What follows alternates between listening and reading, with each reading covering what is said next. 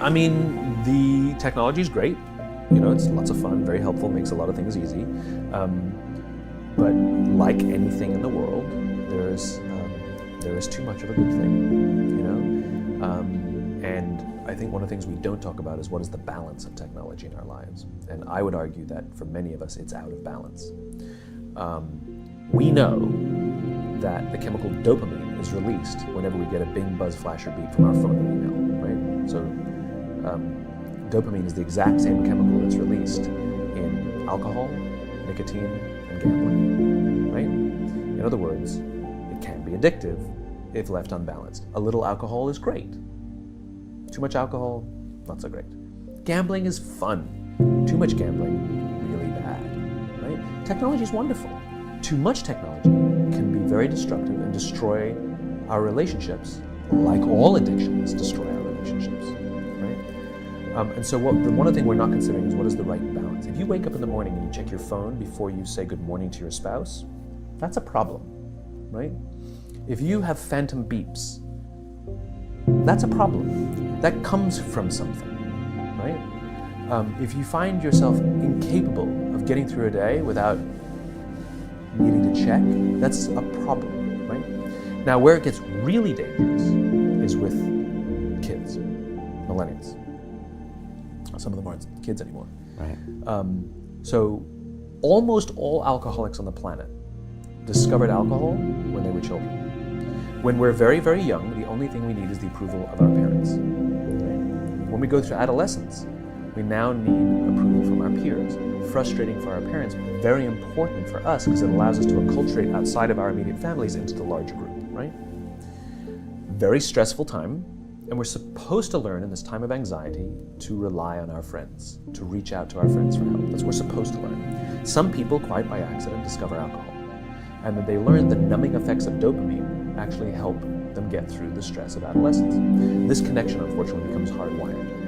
And so for the rest of their lives, when they face any kind of financial, career, or social stress, they don't turn to a person, they turn to the bottle, right? Now, we have age restrictions on alcohol, cigarettes, and gambling, because we know that an immature mind is not yet strong enough or mature enough to deal with the powers of these addicting chemicals, these addictive chemicals, right? So we put an age limit.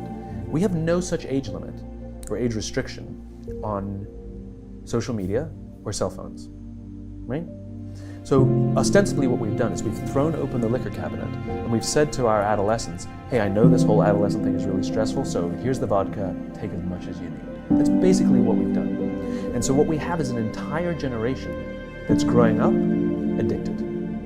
And like all addicts, they haven't learned the skill set of when they suffer stress to turn to a person.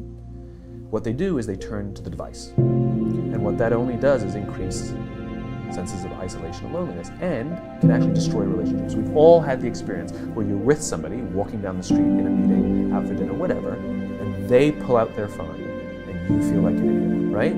Or when you're talking to them and they're going,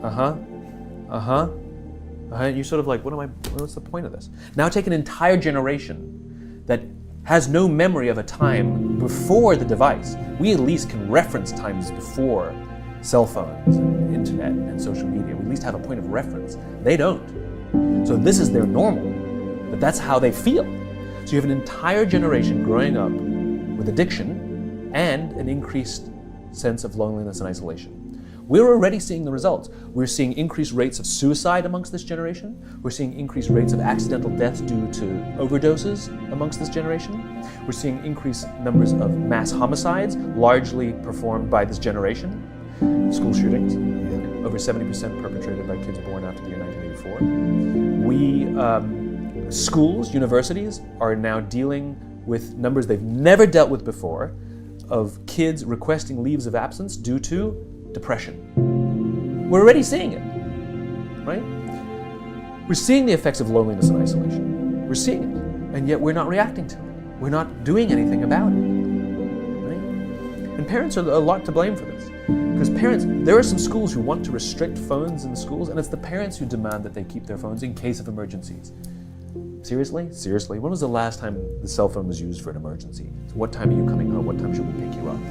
And if there is an emergency, you call the office and they know what classroom the kid's in, and in 5 minutes, they'll bring the kid to talk to you on the phone. Like, the old way worked just fine. Remember we talked before about innovation. It has to solve a real human problem. What human problem exactly did we solve by compressing the 5-minute time frame?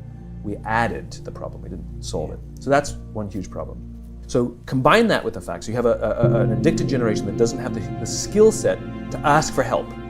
Combined with the fact that they're so good at Facebook and Instagram, they're good at putting filters on everything. So they're good at showing you how smart and strong they are. These kids who commit suicide, you go look at their Instagrams, you would have no clue that they were depressed because they're happy and they're star athletes, right? You'd have no clue because they're really good. So when we say silly things like, my door is always open, you're assuming they have the courage to come in. Combined with the fact that they're subject largely, not all, but too many, to a failed parenting strategy. Because their parents told them they were special, they could have anything they wanted, they could be anything they want. They got medals for coming in last, which by the way we know doesn't work. It devalues the medal for the one who comes in first, and the one who came in last, it makes them feel stupid because they know they didn't deserve it, right? The kids got into honors classes not because they deserved it, but because the parents complained.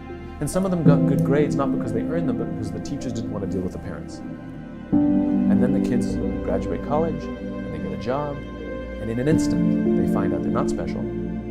They don't get anything for coming in last. Their parents can't get them a promotion, and you can't have whatever you want just because you want it. And in an instant, their entire self-image is shattered. And so you have an entire generation growing up with lower self-confidence than previous generations. So you have lower self-confidence than previous generations, combined with an inability to ask for help with things that you're struggling with, and you turn to social media or device, you keep checking, you count your likes, you count your followers, and if somebody unfriends you, oh my God, it's trauma, right? The way they break up with each other is they just ghost each other, just cut each other out and stop returning texts or returning phone calls, because they don't have the skill set to say, hey, it's not working out, it's not me, it's you, right? There's no closure on things, right? Combined with the fact there's an institutionalized impatience. So they've grown up in a world of instant gratification. You want to buy something, you go on Amazon, it shows up the next day. You want to get in touch with someone, you don't leave a message on their machine and wait 4 hours for them to get the message, you just text them and they get back to you immediately. You want to watch a movie, you just log on and watch it. You don't have to check movie times, right? Everything happens instantly. You want to get a date, swipe right. You don't even have to muster up the courage to go up like, hey, you don't have to. There you go, got a date, right? And so the problem is, they're accused of being entitled. I don't think they're entitled at all. Not at all. I think they're impatient. I keep meeting these fantastic, smart, driven, ambitious, idealistic, fantastic kids who graduated school, they got a job, they want to make an impact in the world. And I go up to them and say, how's it going? And they say, I think I'm going to quit. I'm like, why? They're like, I'm not making an impact. I'm like, you've been here 8 months. And it's as if they see the summit of a mountain. It's as if they're standing at the foot of a mountain. They can see the summit. They can see the thing they want to make it. What they don't see is the mountain. This large, immovable object. You can go up fast, you can go up slow, I don't care. But there's still a mountain. What they don't understand is that life, that relationships, and career fulfillment are a journey. There's no app for that. I got nothing. You gotta go through the slow, plodding, annoying, meandering process called career and life. But if they don't get it in 8 months, they go look for it somewhere else. They don't get it, they go look for it. It's impatience. And because they don't have the skill set to ask for help, and because they feel lonely, it compounds and compounds. So then we dump them in office environments that are built on theories from the 80s and 90s that prioritizes a number before a person, and no one really cares about their confidence and their personal growth. They're just numbers on a spreadsheet. And so they enter work cultures that don't help them. And the problem is they're entering the workforce at a deficit. I hear from kids, they tell me that they struggle to form deep, meaningful relationships, and the companies don't care. And so it's destructive to them as individuals, but ultimately it'll hurt the companies because more and more millennials are entering the workforce. I believe, to your point about solution, that now the responsibility on companies is even greater than it's ever been before to take care of its people. Because if the environments in which we're asking our youngest workers to work in isn't built to help them, I can't even imagine what the suicide and homicide and just the rates of depression, an accidental death due to overdose are going to look like in the future. It's going to reach epidemic proportions. It's already, the statistics are already alarming, and yet nobody's sounding any alarm bells. Parents have to intervene. We have to stop giving our kids free access to social media and phones at young ages. They are not ready for it. Their minds cannot cope with the dopamine. Balance is fine. You can give a kid a phone, but they can't use it in their bedroom. They can't have it at the dinner table. They can't take it to school. They can only have it up to a certain hour, and you take it away. They're children. You can take the phone away. We've got to intervene as parents. But as companies, we now have to deal with the influx of kids that are coming into our companies with addiction. Watch, I see it all the time. Walk through any office. You'll see the older employees have their phones on the sides of their computers as they're working. You'll see the youngest employees have their phones face up in front of their keyboards between their arms as they're working. And this is how they work. And the science is alarming. They did experiments on mice where they did the multitasking. They put flashing lights to mimic going from the computer to the cell phone, the computer to the cell phone to the TV. The mice that were exposed to the changing lights, it took them 3 times longer to solve a maze than the mice that weren't, and the damage was permanent. It didn't improve when they stopped the lights. And leadership now is even more important. And the leaders now are even more irresponsible. You are responsible for the lives of human beings, and some of these human beings are your children. So okay, you bastard CEO who thinks all the stuff that I talk about is craziness, and you don't have time to make these changes. This is, I hear, we don't have time. It's a war out there. I've actually heard executives tell me that. It's a war out there. I don't have time for this leadership stuff. I know guys who go to war, and I'll tell you, it's not a war, what you're going through. You tinker with money. It's not a war. You do have time for this. And if it's really that way, then what were you doing when it wasn't a war? It's even more, what an indictment that in peaceful times, when times were good, that you weren't focusing on this stuff, right? But my point is a lot of these executives have children of this age working at other companies. And my question is, would you like those other companies? Would you like those other executives to care about the growth of your child, the confidence of your child, the career success of your child? Would you like those other companies to help your kids learn the skills of social interaction, the ability to ask for and receive help? Would you like their jobs to give that to them? Set the example. Do it for other people's children. Every single employee, 100% is someone's daughter. 100%. And if you want someone to take responsibility for the life of your children in their company, then why don't we start taking responsibility for the lives of the children? When you realize that your name, your form, and everything you see is provisional, 2 things happen. To some people, they have immediate, what we could only metaphorically call the dark night of the soul. They go into a deep depression because everything they thought was real is no longer real, including their own name, form, body, and mind. Some people get so scared that they have a bad trip. Some people cross that threshold and discover nirvana or enlightenment. And they say, wow, I thought I was squeezed into the volume of a body in the span of a lifetime, but I'm a timeless being that can morph myself into any experience, including the human experience, which is amazing. But the human experience is also that which causes existential depression. So the causes of human suffering, since you brought it up, are brought up in Eastern wisdom traditions as, number 1, you suffer because you don't know who you are. You confuse yourself with your body-mind experience. Number 2, you grasp and cling at experiences which are evanescent and transitory and dreamlike. You say, what happened to your childhood? It's over. What happened to yesterday? It's over. What happened to 5 minutes ago? It's over. What happens to these words? By the time you hear them, they don't exist.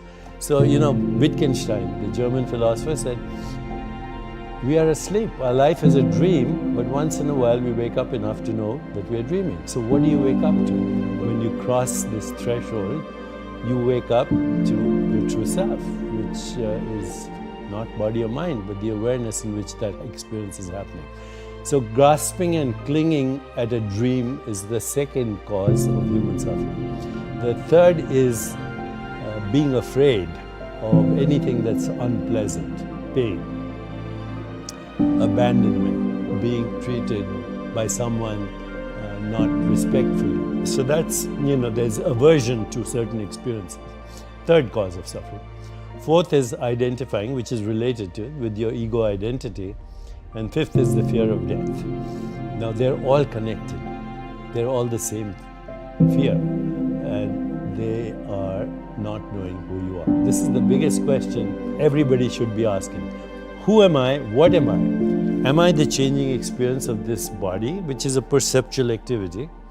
Am I the experience of the changing mind or the changing personality? Because you don't have the same personality when you were a kid or maybe even 10 years ago. What is it at the basis of this? When you start that reflective self-inquiry, ask yourself, who am I? What do I want? What is my purpose? What am I grateful for? Go into the stillness of meditation, you have what wisdom traditions have called revelation, revealed truth. Now, that sounds very grand. I would say just call it insight.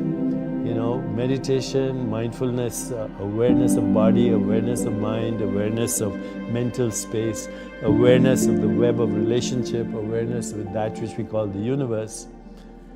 It leads you ultimately to the awareness of awareness.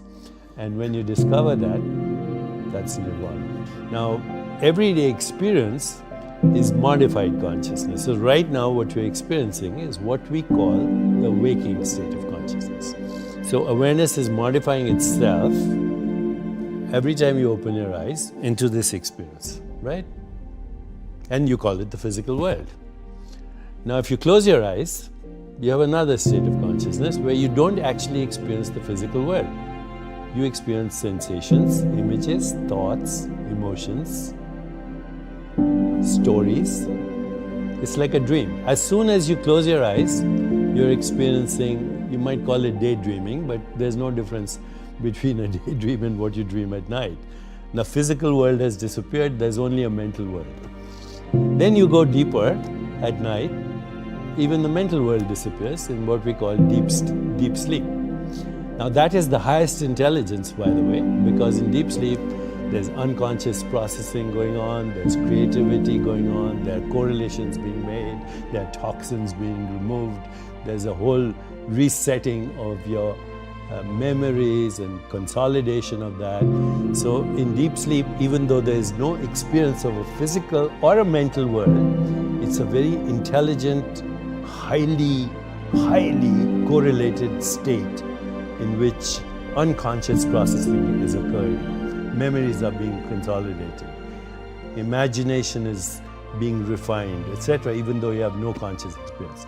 So think of these three states metaphorically like you would think of water becoming ice as the physical world, water as water, fluid, dreamy, water as vapor, even more dreamy and fluctuating and ambiguous and contradictory and difficult to grasp.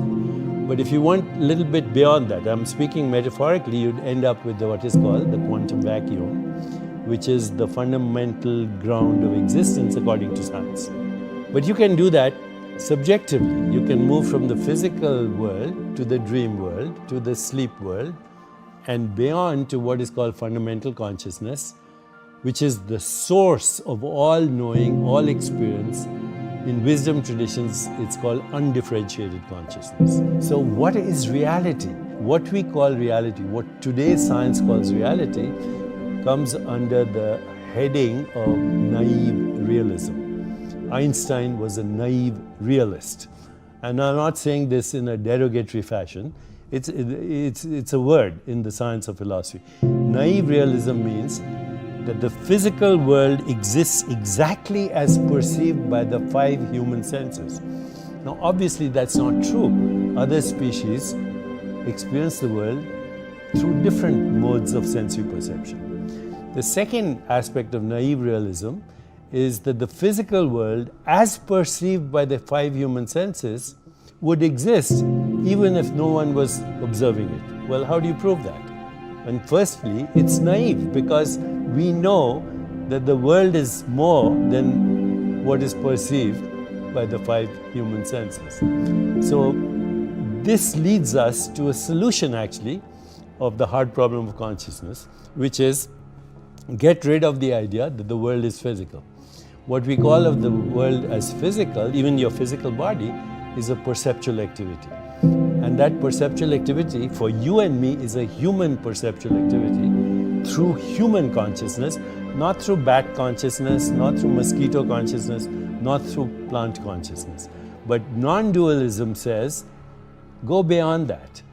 There is only one consciousness that is differentiating, undifferentiated consciousness, differentiating into these different species of consciousness that form a matrix of conscious beings that are collectively projecting this universe. I don't think consciousness, being formless and infinite, is subject to either birth or death. This is a vacation we are having on planet Earth right now, and so might as well enjoy it. But death is not the end of consciousness, it's the end of a certain storyline in consciousness, a certain interpretation of perceptions, images, feelings, and thoughts. It's not that I don't think about death. I ask myself, what is beyond my provisional identity? And I dwell in that, and that has a very interesting outcome, which is the outcome in every spiritual tradition. There are only 3 things that happen, by the way, in a religious or traditional experience. One is transcendence.